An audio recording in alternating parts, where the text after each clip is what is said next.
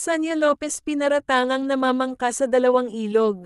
Natawa na lamang ang kapuso star na si Sanya Lopez nang mabasa ang ex-post ng isang netizen tungkol sa kanya at sa character actor na si Tho Reyes na nakasama niya sa seryeng First Yaya noong 2021.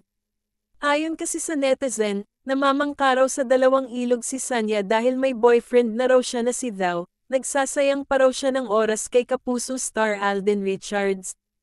Kalakip pa ng ex-post ang litrato nila ni Dhao mula sa isang news site, kung saan makikitang nakayakap si Dhao kay Sanya. Long-time boyfriend of Sanya Lopez. Just wondering why she keeps on wasting her time to Alden where in fact she has na a long-time BF. Mamamangka sa dalawang ilog, say ng netizen. Bagay na pasimpleng pinalagan ni Sanya, lalo na sa sinabi nito na boyfriend niya si Dhao.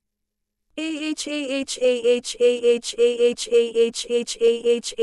boy fee at thou underscore ism sakit ng tiyan ko, wait, aniya.